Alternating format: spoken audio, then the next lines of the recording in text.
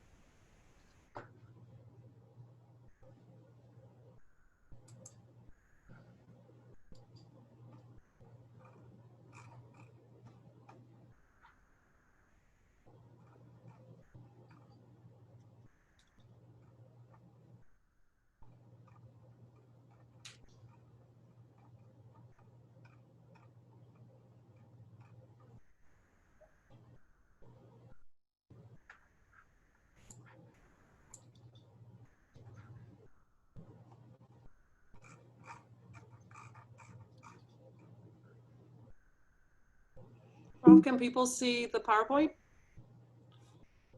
Yes, I can.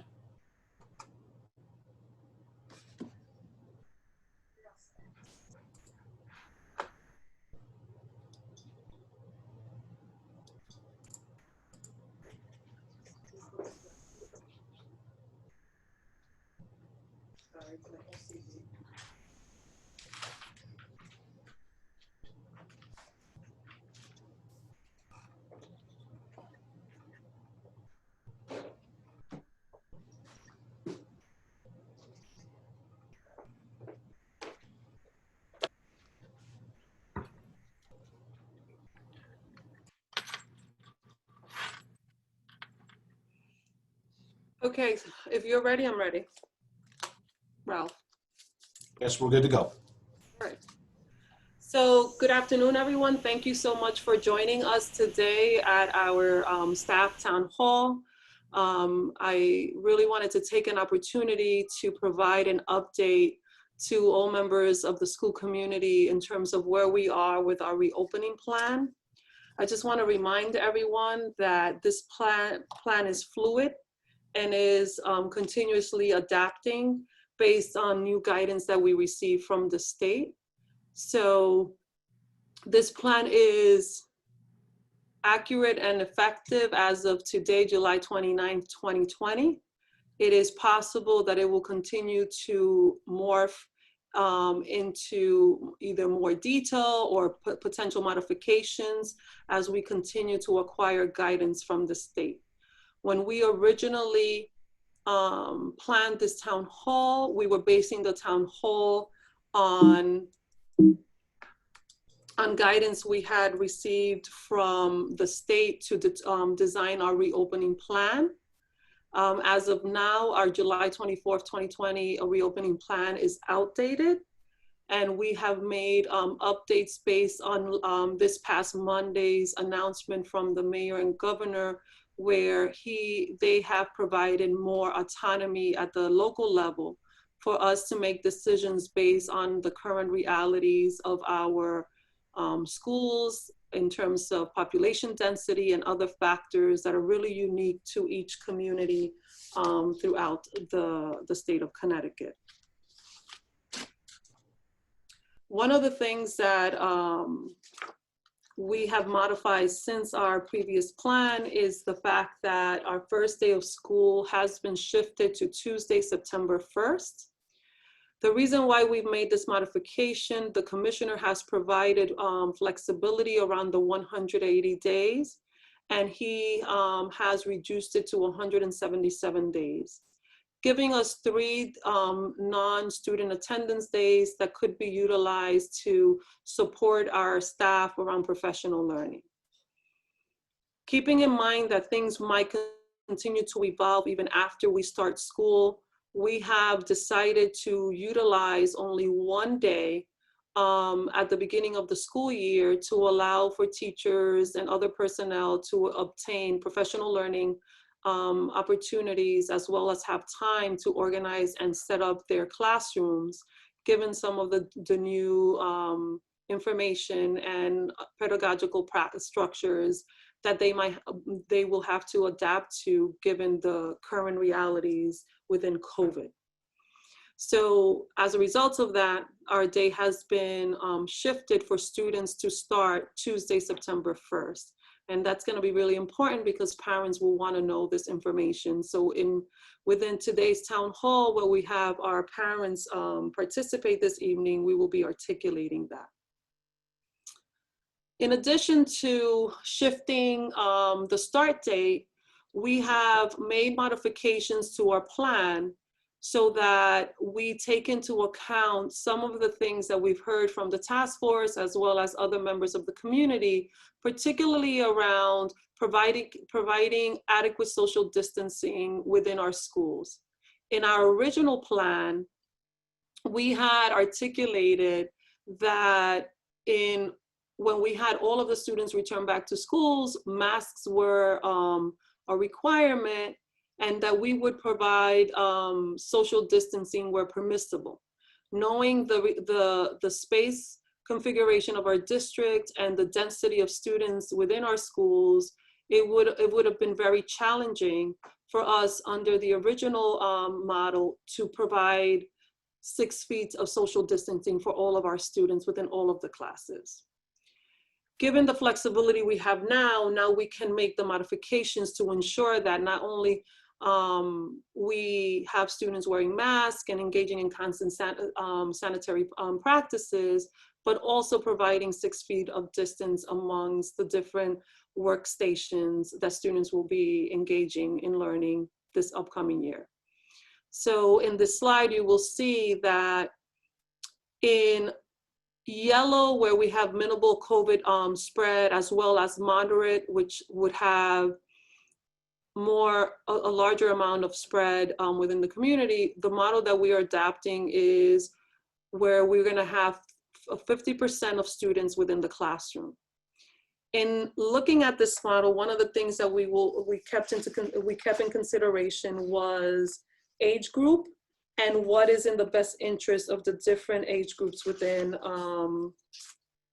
our district. And I'll speak a little bit more of that in a little bit.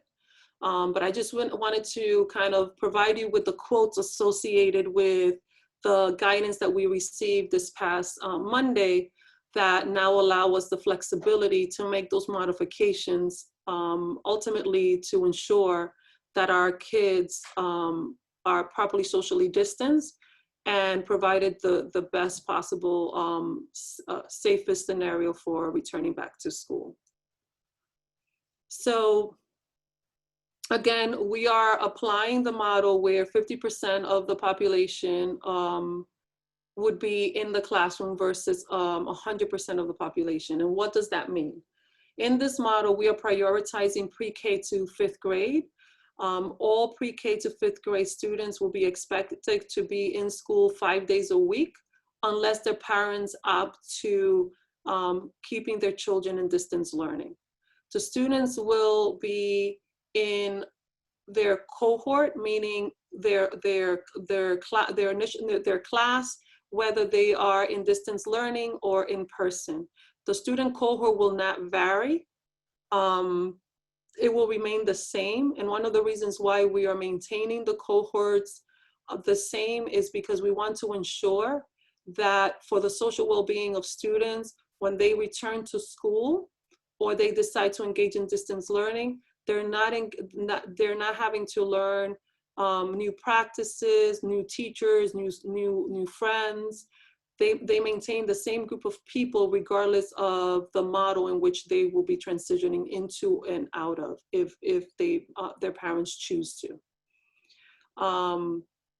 The other piece around this is that if we have enough space for grades 6 through 12, we will be infusing a hybrid model where at the middle school level, students will adopt an AAA BBBAA model.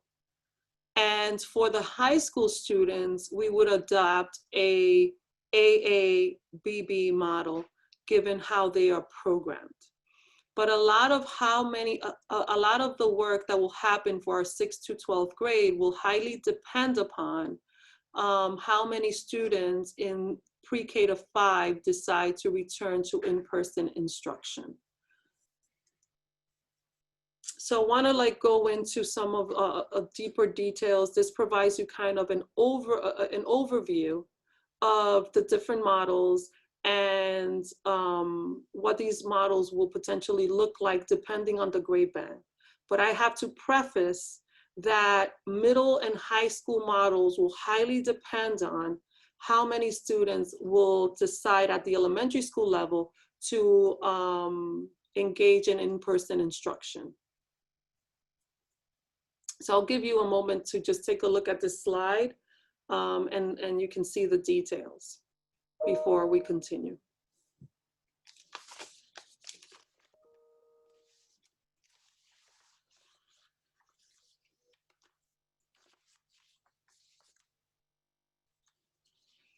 So one piece that I want to reiterate is that parents have the choice to decide if they want their children in person or engage in remote learning. One of the things that we are giving parents the option that if the child is in-person instruction, they can at any point transition into remote learning.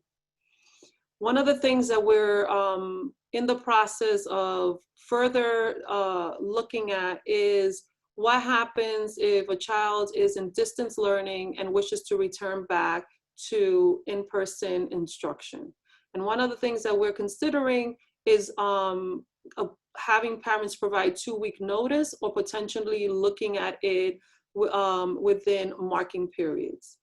Because we want to ensure that our school leaders and teachers are not spending an astronomical amount of time kind of trying to rearrange the space, especially because the space is going to be configured based on the number of kids that decide to come in person. We want to make sure we have an adequate amount of time to make any modifications to the program to ensure that we have the adequate amount of social distance between students, especially if we have new students coming into the program. The other component that's really important to note is that in the elementary schools, as we speak, for the most part, we can accommodate kindergarten to 3rd grade, but in many instances, 4th and 5th grade might have to be in a different location depending on how much available space. One of the things that we're looking into and potentially considering is utilizing the old Jefferson building for those situations where the 4th and 5th grade do not fit within their current buildings. When that happens, if it were to happen, those 4th and 5th graders will be in a different building with the personnel of their school. They're not going to be placed with people that they are not familiar with. The people that will be, the educators that will be working with them will be the same educators that they would have if they were in their actual buildings. And I want to point this out because I think it's important for children to, even if they're going to be in a different location, to be with individuals that they know and that they recognize. Because I think that's going to be really important. The other factors that we're looking at very closely and is really important to us is ensuring the health and safety of all students. So principals are in the process of looking at their current spaces, developing a movement flow plan, looking at how they're reconfiguring their spaces to engage in social distancing, organizing their program to provide opportunities for frequent hand washing, the utilization of masks and face coverings, but also planning out what does mask breaks look like and where is it appropriate to engage in this practice, and how do we ensure the safety of students while that is happening. We're also making sure that our spaces that are high touch points within the building have a schedule of cleaning at a minimum twice a day, as well as any additional cleaning that happens after students depart. We're also going to encourage for students that are sick to attend learning remotely. Because of the model that we are applying, it gives us a level of fluidity for students to transition amongst in-person to remote. So if a child is sick, we're going to encourage families not to send them to school to ensure the safety of all students. And we are going to make remote instruction easily accessible to them where possible. We're going to make sure that materials are not shared to avoid cross-contamination, and we're going to be practicing daily health screening. The other big piece is that we're not going to have visitors in the building to ensure that if we need to do contact tracing for any reason, we can adequately document who has had any exposure to someone if that process is necessary. Again, further pieces that we want to keep in mind, especially around the environment of the classroom, looking at potentially adjusting arrival and dismissals to ensure that we continue as kids are coming in to maintain adequate social distancing while conducting the health screening processes that are necessary to monitor the well-being of all of our students. Reducing the density of students is as I articulated earlier, is crucial, and that is one of the reasons why we have transitioned in making this shift. We're going to be closely monitoring attendance. We're also going to limit and organize student transitions to ensure that the level of contact is kept at a minimal, especially limiting cohort mixing. And the only place that is not going to be as possible will be at the high school level because of how they are programmed. And for that reason, we're going to have very clear floor plans and how students are transitioning amongst the different courses, but also having adequate wash times that kids are constantly engaging in to ensure that there's no transmission of germs as much as we possibly can control it. We're also working on developing a professional development structure that would enable personnel to have ongoing training. One of the things that we're potentially looking at is potentially reducing the school day for students by 10 to 15 minutes to create a block of time on Monday for teachers to engage in intercollaborative learning amongst each other, and also acquiring more centralized learning around the different strategies that would benefit them under this new model that we have to embrace. We have been in active collaboration also with our health officials to make sure that we keep a close pulse in terms of what is the current dynamic in the community in terms of positive COVID testing, and what does that mean for us as a community, a school community, and what are some of the parameters or potential modifications we have to make as a result of any shifts that might occur. And those conversations will continue to be ongoing in order to ensure that we keep a pulse on any shifts that might happen that might potentially influence the work that we're doing at the district level. In terms of any potential exposure, this summer has also provided a lot of insight for us in how to engage in this process. We have provided training in terms of recognizing signs and symptoms that will let us know that somebody might not be well and we have to place a focus on.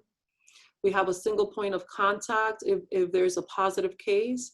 We have the plans of the isolation rooms and spaces to hold any individual that we suspect might be demonstrating symptoms, sorry.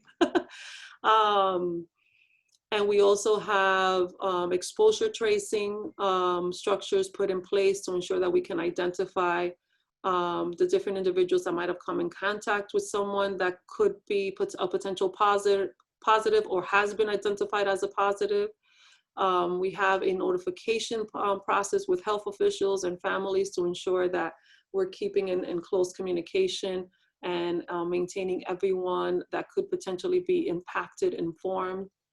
And where necessary, we have protocols in place in collaboration with state and local health leaders, where we might have to close down a school if there is a positive, and we need to ensure that we effectively clean the space, as well as do the contact tracing necessary to inform anyone that could be impacted by that situation.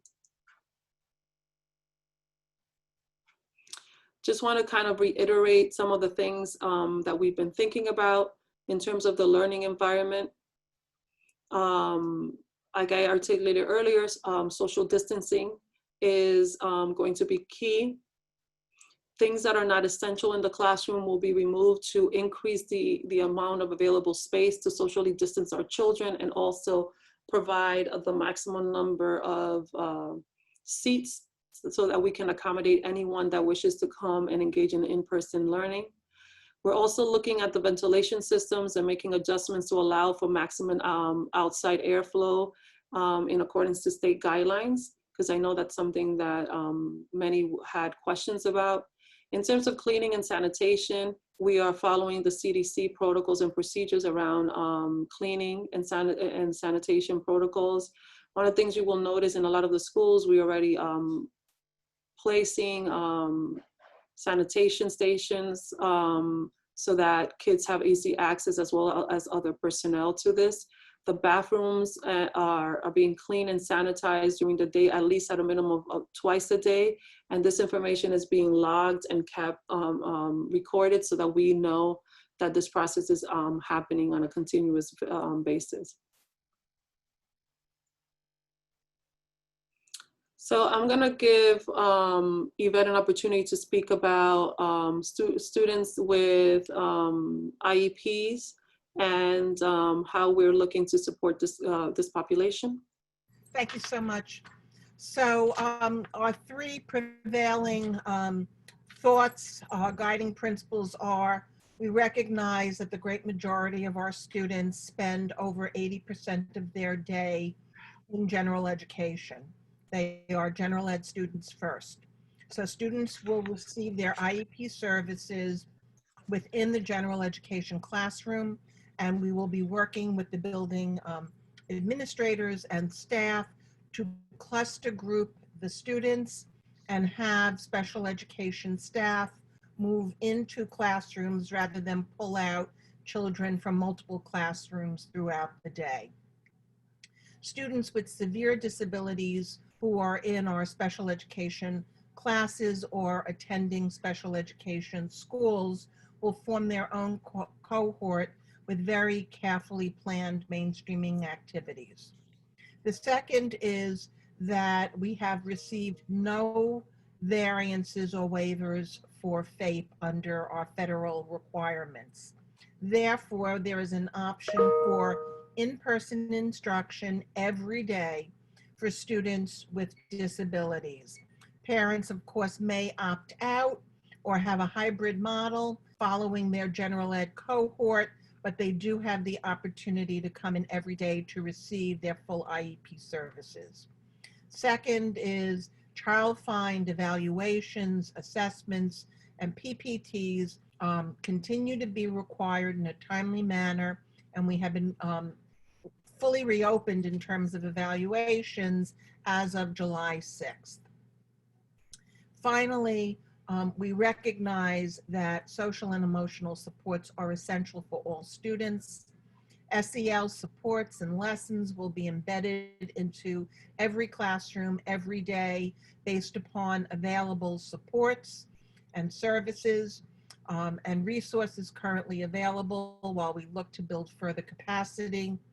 We will provide tiered interventions for all students from our social workers, school counselors, and psychologists.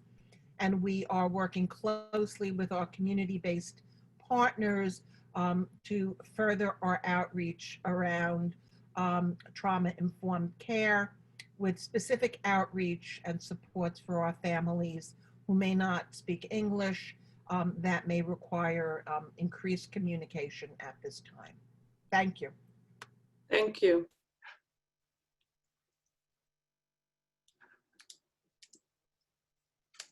sorry. So in terms of extracurricular activities, because I know this is something that several parents have asked us questions about. In terms of elementary schools, before and after care will be provided. And we will not have any outside enrichment in the schools, because any form of enrichment will have to be provided by NPS personnel. For middle school, enrichment and sports will be offered by school teachers who apply to offer any after-school activities. And after school will only be on those days that students are in person in the schools within cohort groups of 10 to 12. In the high school level, it's a little bit different. For high schoolers, sports and other clubs will be offered even as students are learning remotely. The question still remains, because we're waiting on further guidance around funding at the state level. What is the availability of what the availability of buses will be is still something that's undecided, because we're still waiting for more guidance from the state. In terms of the sport activities, they will remain within the state and will be following CIAC.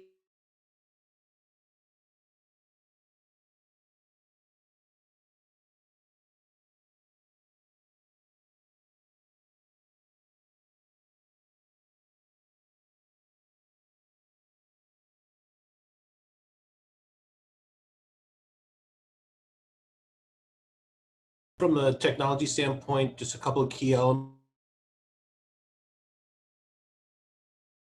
Online support office hours throughout the day, as well as if we go into the red at night.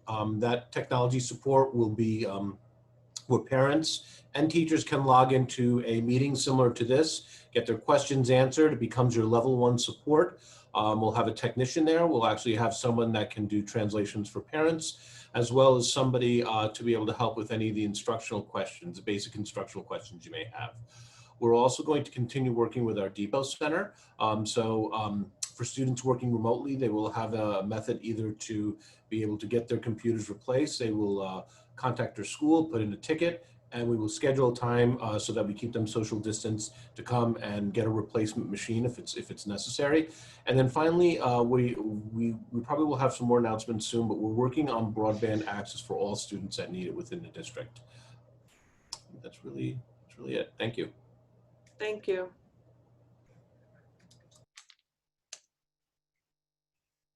So in terms of food services, obviously the cafeterias will not be utilized as they have been in the past. And this is to ensure that we adequately socially distance our students. So we're gonna have grab and go breakfast and lunch. We're gonna serve meals in cohorts, and they will happen inside of the classroom. Outdoor and any open cafeteria configuration for the high schoolers. In terms of cashless and touchless dinner, students can scan their food service ID, money added to online accounts or to any school office. And in terms of health protocols, mask and PPE will be available to children and personnel at all times. And staff will be assigned again to cohorts where permissible. And meals will be labeled for those students that might have any allergies that need to be taken into consideration. The last piece around transportation, one of the key things is that masks will be required in all of our buses. And we are going to be loading students from the back forward, and students will be assigned seats in order of stops from the bus routes. How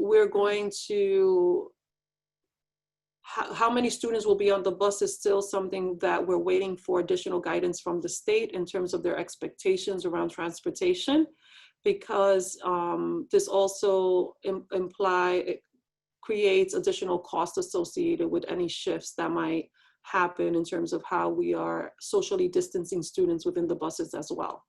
So once we have additional guidance in terms of how this will happen, we will provide that information to either school leaders or have other town halls to provide additional updates around this piece. Now, in terms of the re-registration piece, this is really important, and we're gonna need everyone's support in this. We're gonna have an online re-registration form that we're hoping parents can complete. This re-registration form will allow us to know how many students will be coming in person versus continuing distance learning. This is going to determine how many students at the 6 through 12 level we will be able to accommodate, as well as how much overflow we will have to other buildings because of the number of kids that might come. Because we might have some buildings that will have more in-person students than others. And in those cases, we will have to make accommodations accordingly. But a lot of this information, this process will be defined depending on how many students decide to continue distance learning versus in person. Brenda Williams, do you have anything to add in terms of the re-registration form?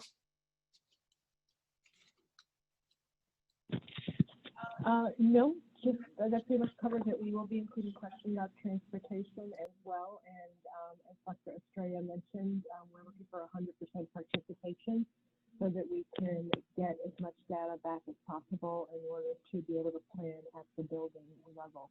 So we will be working with people to do follow-up to those who did not respond online. So anything that anybody can do to help support all of that so that we get representation of responses would be very helpful.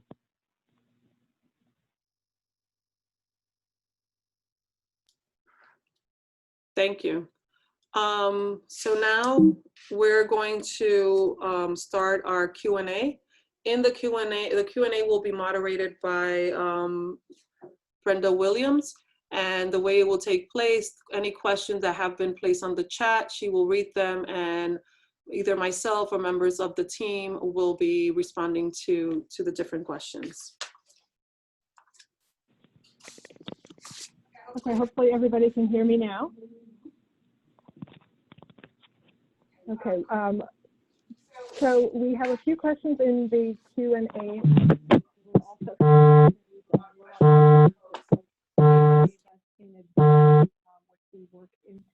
Brenda, we can't hear you. Is that better? Not much. Okay.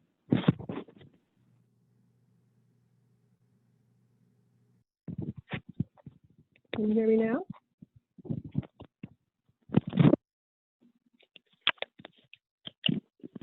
Is that better? That's better, Brenda. Okay. Okay, so we have some questions that people gave in advance that we worked into the presentation, as well as the questions that we have here in the Q&A. So one of the first questions we have is an HR-related question, I think, for Javier perhaps, and it's, do employees have to use sick days if they need to quarantine? So the answer is a lot of this is going to depend. We're actually putting together a one-page flyer for all employees to be able to read on the different scenarios and what may happen. If you are exposed to someone who tests positive for COVID-19, there's a certain number of days, usually 10, where the employee would not have to use their own sick time during that process. But there are other different scenarios where you may have to use sick time. We will have that ready by the end of next week, and we will publish that in a place where all employees can have access to it. Thank you, Javier. We have another question that is in your direction as well, and it's about teachers having the option to potentially teach remotely if they are not comfortable returning. And that is, we have a few who've asked questions similar to that line. So all teachers or all staff will be expected to work the regular schedules, the regular work. If an employee feels that they cannot work their regular schedule for whatever reason, including health reasons, they would be required to submit a request for a reasonable accommodation That accommodation may lead to a remote assignment, but that's not guaranteed. They can contact our talent office and speak to our benefits specialists if they have unique or specific questions. And those will be evaluated and a determination will be made in writing on whether or not an accommodation is approved. Okay, thank you, Javier. We have a couple of facilities questions for, I think, Bill Hodel, if he's on. If you could talk a little bit more, Bill, about the hygiene stations and the hand sanitizing in the classroom, and anything additional that you're doing to make sure that students will have the opportunity to wash hands. In each classroom, we are currently installing additional hand sanitizers. They have already been installed in the classrooms for summer school. So we're going throughout the entire district and putting these dispensers all in every classroom. In addition to that, they're being located at each entranceway and other public areas. So that the content of the product we're using is, I think it's 87% alcohol, so it's a proven product. In areas where we do not have sinks for hand washing purposes, we are considering putting portable sinks, and we're trying to get availability on those units right now. Other than that, the classrooms that do have sinks will be outfitted with adequate antibacterial soap. Okay, thank you, Bill. So we have a question that's directed towards, I would think, Ralph. If teachers are moved to another school to teach in order to comply with the density needs, will they have the same technology and materials that are available in their current classroom? Yes, we're going to do our best to, obviously, all of our teachers will be outfitted with a laptop, so that laptop will go with them, and they'll be able to actually use that as their main teaching tool, as they would be in their regular classroom. Okay, thank you. A question about if children are sick, how are we encouraging parents not to send them to school, or will they not be allowed to come to school at all? So really the question is about the procedure for children who are sick, and what we will require of them if they are returning. Joanne Malinowski on the line? I'm also on, Brenda, if Joanne Malinowski's not on. Okay. So I'll try to take a stab at it since we were in the same group together. We actually have very clear protocols outlined for the symptoms that are in line with the symptoms of a person that has been found positive with COVID. And if the child is sick or complaining of being sick while in school, the nurse has an actual protocol that's been designed by Joanne along with the nurses for isolating the student. And then depending on the nurse's assessment, we activate another series of protocols. If the child is sick at home and the parent sends them in, we have a parent checklist that the parent will have to complete each day that hopefully triggers to the parent. If the child is sick, if he or she is exhibiting these symptoms, please keep the child at home. And then upon arrival at school, we're actually going to be reviewing that checklist to make sure that it's been completed and ask the child how he or she is feeling. Thank you, Sandra. Before you go away, Sandra, Yeah. We have a question about whether or not NPS is going to require students and staff to be tested for COVID-19 before entering school. So if you could talk a little bit about the health department's position on testing, that would be helpful. The CDC's recommendation has been not to engage in testing. And we follow what the CDC's recommendations are, and the health department has also been in line with the CDC. And there's actually a lot of literature on the CDC website as to why they're not recommending testing. So at this time, that conversation has not come up as a probability for us prior to starting school. Okay, thank you. We have a few questions, Dr. Estrella, asking if you could review again the placement plan for students in K through 5, and in particular, the planning around potentially moving to alternate locations in the district. So in terms of that plan, the first thing we're asking earlier.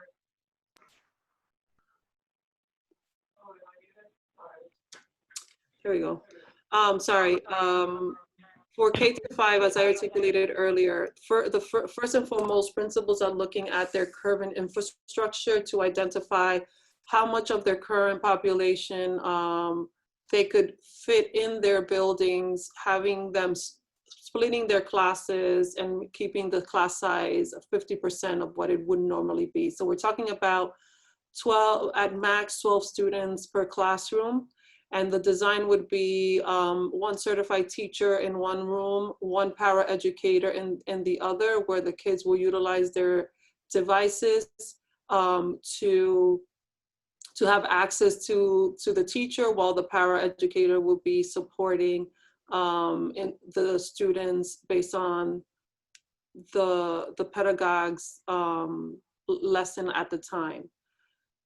So that would be how the work would happen, and that educator will be flipping back and forth between periods so that students throughout the day have direct access to the certified teacher, and the para-educator would work more as a support and facilitating the learning. In terms of the overflow, once we identify how many students utilizing cafeteria as well as gym space as additional classroom spaces in the current buildings, then we would then utilize that information. If there's 6 more classrooms, we could potentially utilize the Jefferson building to have those additional 6 classes. Predominantly that would consist of 4th and 5th graders. We also considering using parts of the high schools as potential spaces for overflow. I know somebody mentioned a little bit about the social and emotional well-being of students. Because we're keeping students in cohorts, they're not going to be intermingling with other students. For us, the most important thing is that they're engaging in live instruction with their teachers. They will have the teachers from their school. They're not going to be acquiring an instructor from a different building, so that the students feel comfortable. Their school leaders will be visiting the site to ensure, to monitor and look and check how things are going. So they will also have access to the school leader on a rotating basis, so that they know that they're still connected to their school. Thank you. We have another question about specific responsibilities the teachers will have in the hybrid model. Are they supposed to do both remote instruction check-in and regular instruction? Can you repeat the question? Specific responsibilities that teachers will have in the hybrid model. So are teachers supposed to do both remote instruction and the regular instruction? So the way that the model will work, it's going to be that some students will be online and others will be in person. So the lesson will be the same for all students. The modality in which they're acquiring the information would be different, either in person or through an online platform. Part of the professional learning that Ralph is working with Brenda Myers to develop is really looking at how do we support teachers in learning how to form groups of students that could potentially be in person as well as online, to allow students to have that intercollaborative experience amongst the different students in the classroom while they're learning new content. Thank you. We have a few questions about the start of the school year. If students begin on September 1, what does the preceding days look like for teachers and staff? When are they expected to report based on the new start day for the first day of school? So, okay.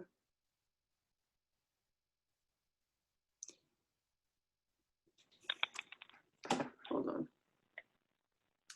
So the only thing that shifts from the regular schedule is that you have an additional professional development day.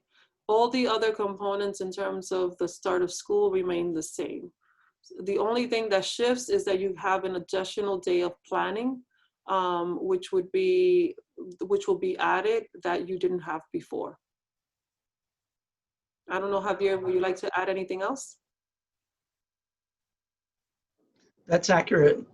So the convocation, everything else will stay according to the schedule that has been shared, with the exception for students who will start on September 1st.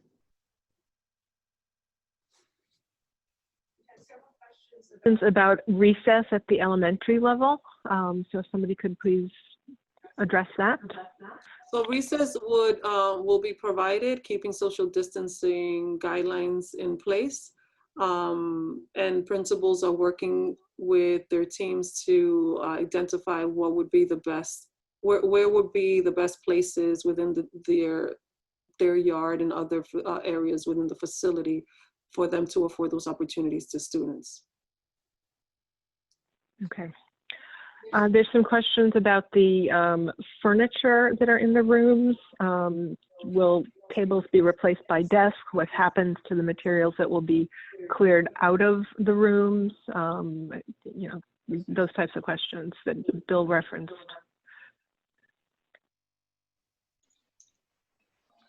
Any furniture that is not going to be used, we will find storage for. There's a possibility we may find exterior storage in a container of some kind, but rest assured, each classroom will be outfitted for proper social distancing, and all the excess furniture will be addressed. Thank you, Bill. While you're on, can you please also talk a little bit more about air conditioning and proper ventilation in the buildings? And any specifics about rooms that don't have air conditioning or windows that you can shed any light on? Well, each space is either air conditioned or heated, and they are all heated and ventilated. In the case of areas that are not air conditioned, we have that state mandate with bringing in 100% outside air. We're currently doing that now for summer school. We're augmenting that with air conditioning in the summer school classrooms. As in the normal course of the year, any year, we are at the mercy of holding class in a classroom where it may not have air conditioning, but in this case, we are impressed upon to use the outside air. The air filtration has been stepped up, and we're using a stronger type throughout the school year based on the manufacturer's recommendation for each unit. So by and large, there will be air circulation in every area in the form of ventilation, heating, or air conditioning.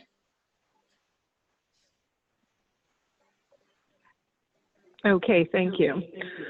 There's a question about substitutes. Since we are not allowing visitors in the building, what is going to be our situation with substitutes? Javier? We are working with our ESS, who is the primary vendor that we work for substitutes, and we are working on a plan so that they're properly trained in the event they do have to come into the building. We're also working with principals to see if there's a possibility of, from the get-go, hire building substitutes so that they're already in the buildings and assigned, and that may mitigate the need to bring in substitutes into the buildings. But we are working with the vendors because we may need to bring some in.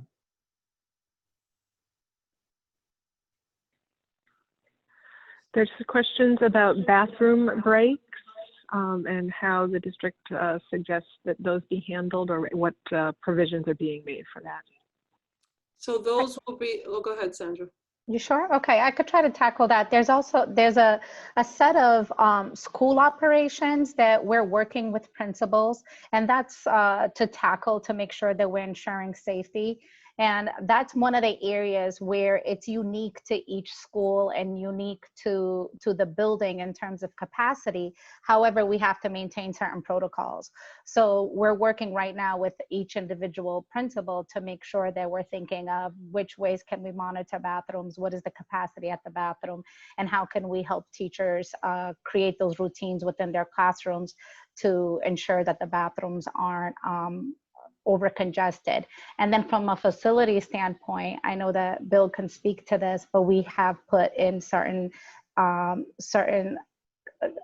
like toilet covers and removed certain things. Bill, do you want to talk about that, just to maintain safety even with the small number of kids in there?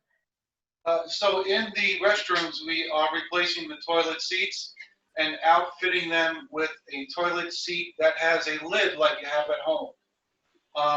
And when you flush the toilet, we don't want any overspray to potentially contaminate. So that's what we're doing in the restrooms currently. And for the younger kids, it's going to take us also just teaching them these routines and making sure that part of their education is how they maintain safety for themselves, whether they're in school or outside of school, so that we can make sure that they carry these healthy behaviors throughout the buildings and even when they're out in public with their families. Thank you. We have a few questions about how middle school and world language classes would work. Since students are going to be in a cohort, will it be based on the language they take and what level they are in?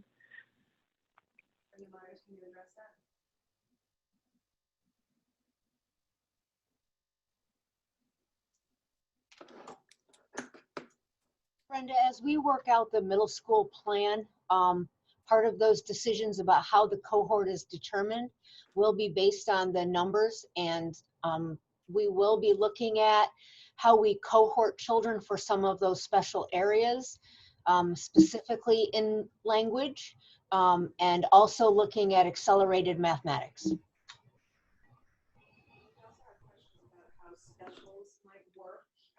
Especially if schools are relocated to a different building, will specials teachers be required to travel back and forth between buildings?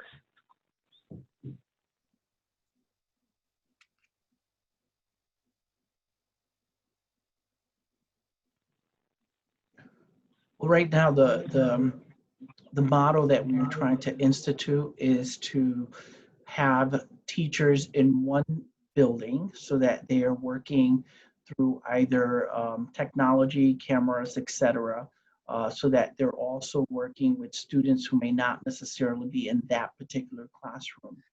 We have discussed the possibility of teachers moving from one classroom to another classroom within the building. We have not discussed teachers moving from one building to a different building. But it is possible that that might be necessary in terms of the specials. The specials, Brenda, are you there? Are being structured in 2-week cycles. So they would be able to go to a different site and offer that special for those students in the new site for a cycle of 2 weeks, and then transition back to the main building. Can you talk a little bit about whether there'll be any changes to policies and procedures regarding student attendance and absenteeism?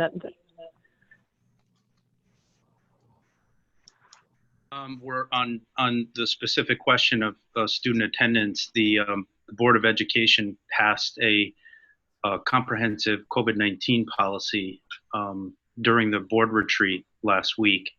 That is available for viewing, but essentially it overrides any existing district policy that might restrict the district and the superintendent from either making decisions or following through on policies such as student attendance, given that there's so much unknown. The state has not provided clear guidance on student attendance. The last the last commissioner update that I was aware of was one in which he believed that we would still be looking at state statute relative to student attendance, and that means at this very moment that students would not technically be marked present if they were learning virtually. However, local boards have been encouraged to provide a virtual learning option for families. So I think this may play out further between now and the start of the school year, specifically related to student attendance. But many of our policies that are currently in our manual simply will need to be revised based upon the fluidity of this environment. And so we've passed a single policy that allows us to do that. Okay, thank you. Frank, can you also talk a little bit about how will be handled at high school and middle school level? I'm sorry, I couldn't hear you. How will transitions be handled in the middle schools and the high schools? Well, at the middle school level, it's a bit simpler. We're going to be limiting the number of student transitions by having the staff member move to the group of students to the best possible extent. That is less likely to be the case at the high school level. So as was mentioned earlier in this presentation, we've asked principals to begin working on their own individual school operating plans, which will be due a little bit later in mid-August. And these plans will include clear outlines for student traffic patterns, ways in which we would reduce student density through the way we direct traffic, and potentially staggering when students are let out of a classroom to go to another classroom. There'll be increased signage throughout the building and on floors so that students are following patterns that ensure that there is not a lot of face-to-face passage. So this is a work in progress. Cohorts will move the least at the elementary school. They'll move less at the middle school. And given the nature of high schools, there will be some student movement, but we're going to do our best to limit transitions at that level. Thank you. Since we're past our time, I'm going to have one last question and give it back to Dr. Estrella for the answer. And it's, when will we know the exact plan so that we will be able to make plans for our own childcare and for our return to school? So that's a very good question. As I said earlier, this process is very fluid. We are acquiring new information at the state level on in an ongoing basis. As of right now, this is what the plan will look like, and there will be more specifics around the other components of it as we continue to build and obtain more information as to how many students will be in person. We're looking for August 7 is our kind of like deadline for the reopening registration forms to be completed by families. That will give us a more concrete idea of how many students we will have in person, which will help us solidify the model that we're going to move forward specifically for grades 6 through 12. But it will also provide us more the information that we need to know where there might be potential overflow of students into other spaces as a result of population density. So I'm hoping that by the week of August 10th, we will have our plan as close to being solidified as possible. But again, I understand the concern around having things more exact. Unfortunately, given the circumstances, we can't provide that level of certainty yet, but we are working as best as we possibly can to acquire information from our parent community so that we can finalize things that will allow you to know how to proceed moving forward. Again, I want to thank all of the personnel throughout the district and taking your time, especially those of you who are on vacation and still making an effort to be in this call today. Just know that we really appreciate you and all of the work that you have done and will continue to do to ensure that all of our students continue to acquire the education that they are entitled to, despite the current challenges that COVID-19 has presented to all of us. Again, thank you, and I look forward to meeting many of you as we start transitioning back to full reopening. Have a wonderful rest of your day, and I look forward to having another conversation like the one we just had today, when we have a more solidified plan of action based on student enrollment numbers. Have a great rest of your evening. Bye-bye.